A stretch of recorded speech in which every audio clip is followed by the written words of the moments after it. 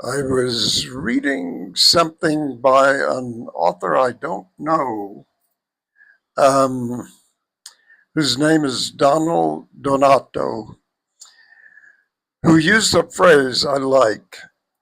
He called certain landscapes or certain visions of landscapes as theophanic. I think that's the way to pronounce it, theophanic or theophonic, um, meaning it's sacred, that it has a divinity to it, and that there are cultures that live as if nature is sacred.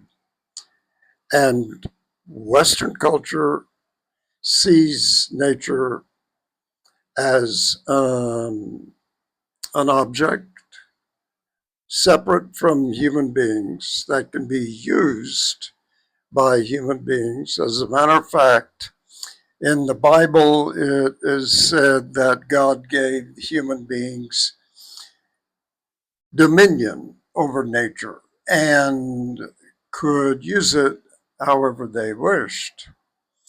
And that is the ruination of our culture. That is the ruination of Western civilization. And it's not just because the way we treat nature, it is the subject object relationship that is so endemic. It's so instinctive to us. We think that all human beings must know this, but there are plenty of cultures. Native Americans are one that viewed nature as divine, and it was their responsibility to be very sensitive to it and take care of it. And they did. It was their religion. Our religion is objectification and utility. And living by that vision is destroying the globe, is destroying the world. So, what you wonder about is, are we capable of registering the feedback from the natural world and even in our relationships with people where we objectify them? Is there any way that we can start to become aware that this doesn't work, that it's on the practical level, it just is counterproductive? It's something that has a bad end to it. That's a question. That's my question. Is it possible for us to see ourselves doing something that is wrong, that's harmful, that's destructive, that's suicidal, and change it? I frankly don't know the answer. I would like to be able to say yes.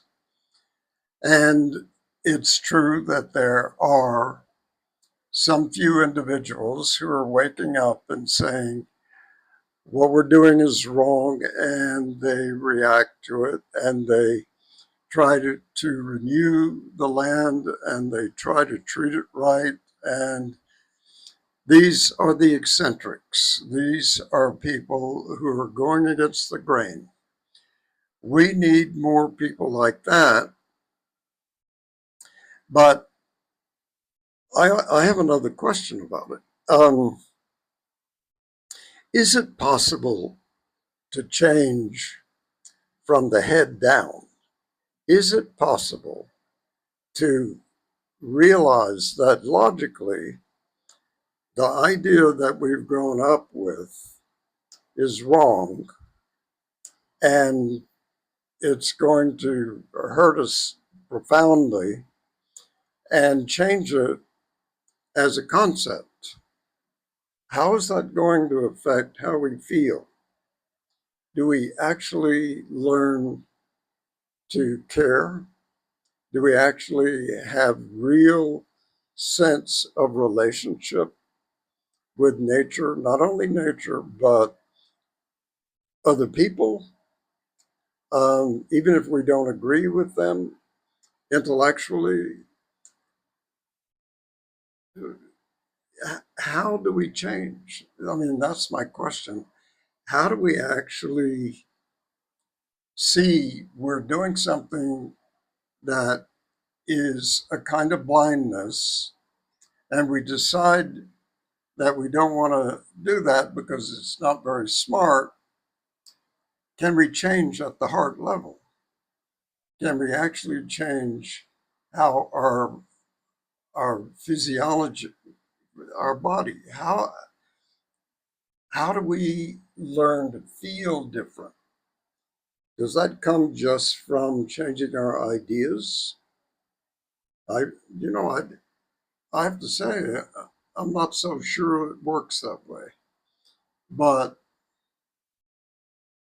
one thing you see with children is they're fascinated with everything. And they can be fascinated with an insect, they can be fascinated with a mud puddle, they can be enchanted by clouds drifting over. We need to keep that. Of course, that's almost the basis of science, but there needs to be a heart in there somewhere.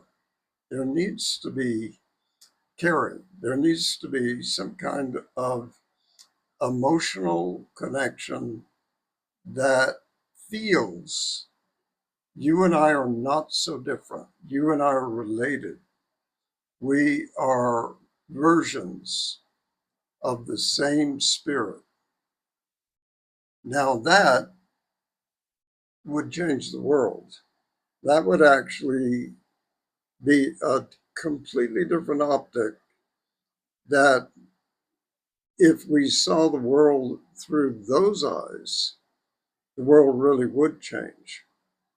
It's seeing everything as subject object that makes it possible to kill, to destroy nature, to destroy other people, to harm people without compunction.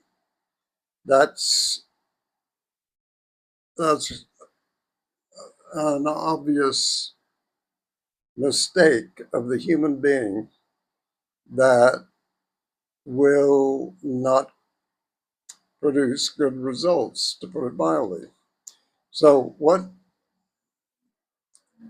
I think we should think about is simply, what kind of human beings are we, and how do we relate to the world? How do we actually see the world? What is our vision? How does it affect us? And if we just start there, just start asking questions, those kinds of questions, then we might be able to change, but it's going to have to start with individuals. And it certainly will not start with the masses. It will not start with our religious institutions. It won't happen in the universities and the high schools. It's going to have to happen individually, in individual people who decide something's wrong. I'm not going to do this. I'm going to figure out what is happening here. I think we ought to think about these things.